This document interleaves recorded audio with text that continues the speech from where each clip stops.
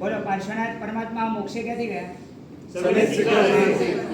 સૌથી અંડરરેટેડ તીર્થ હોય ને આપણે ત્યાં તો સમેત શિખર છે. શત્રુંજય ગિરનારનો મહિમા ગાઈએ અને પરમાત્માની નિર્વાણ ભૂમિને ભૂલી જઈએ તો કઈ રીતના ચાલે? વિચાર કરો, પરમાત્માએ જે ભૂમિને પસંદ કરી છેલ્લી સાધના માટે, ઇમ્પોર્ટન્ટ કે નોટ ઇમ્પોર્ટન્ટ? Very important. જ્યાં પરમાત્માના ઉર્જાના સ્પંદન હોય, જ્યાં અણુએ અણુ અનહદ નાદમાં હોય, જ્યાં પરમાણુએ પરમાણુ પામરમાંથી પરમ બનાવી શકે, જે આખો પહાડ પોતે પ્રભુત સ્વરૂપ છે, એ પહાડનું મહત્વ કેટલું? હમણાં છે ને પારસમણીની વાત કરી. પારસમણી શું કરે? સોનું બનાવી.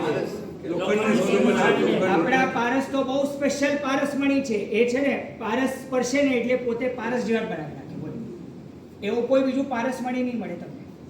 અને એવો પારસનાથ પહાડ, એમ કે બિહારમાં તો માન્યતા છે, તમે જો સ્પર્શના નહીં કરી પારસનાથ પહાડની તો શું છે, તમે જન્મ્યા જ નથી.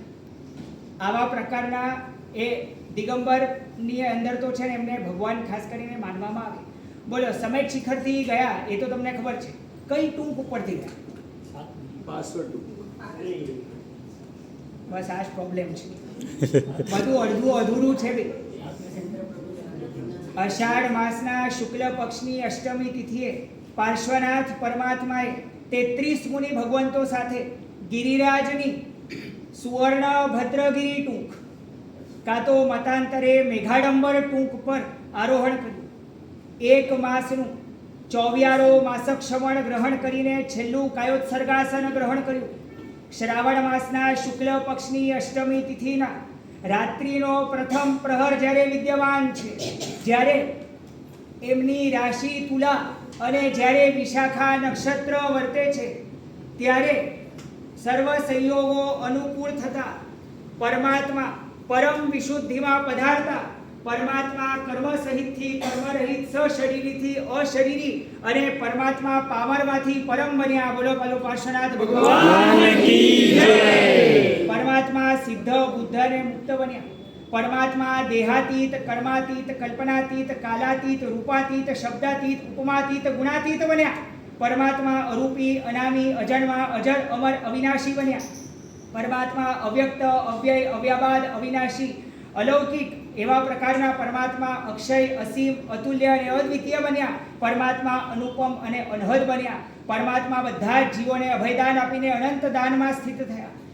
પોતાના સ્વભાવની અંદર પરમ વિશુદ્ધિમાં સિદ્ધ થઈને અનંતશીલમાં સ્થિત થયા.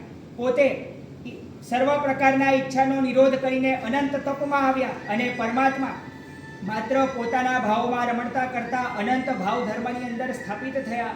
એવા પ્રકારના પરમાત્મા શિવપુરીના સામ્રાજ્યના, શાશ્વત સામ્રાજ્યના ભોગતા બન્યા. અને એમ કહેવાય કે આ સુવર્ણ ભદ્રગીરી ટૂંક લોકવાયકા છે. 400 વર્ષ પહેલા પણ અહીંયા દેવદુંદુભીનો અવાજ સંભળાયેલો. બોલો, કેટલા પુણ્ય ઘટ્યા કે આજે આપણને નથી સંભળાતું.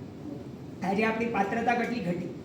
વિચાર કરો, આ અવસરપીણી કાળમાં 24 લાખ મુનિ ભગવંતો અલગ અલગ છૂટા છવાયા આ સુવર્ણ ભદ્રગીરી ટૂંકની ઉપરથી મોક્ષે પધાર્યા છે. અને જો માત્ર આ ટૂંકનો તમે સ્પર્શ ના કરો તો વધારે નહીં, ખાલી 1 કરોડ પૌષધ ઉપવાસનો લાભ થાય.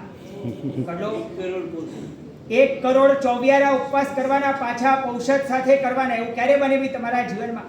એટલે ખાસ કરીને મારાને તમારા જીવનમાં પાર્શ્વનાથ પરમાત્માની એવી આરાધના આપણે કરીએ કે આપણે પણ અષ્ટ કર્મના કેદખાનામાંથી મુક્ત થઈએ, એવી પરમાત્માને શુભ મંગલ પ્રાર્થના. અને છેલ્લે જાપનું પદ કયું? ઓમ હ્રીમ શ્રી પાર્શ્વનાથ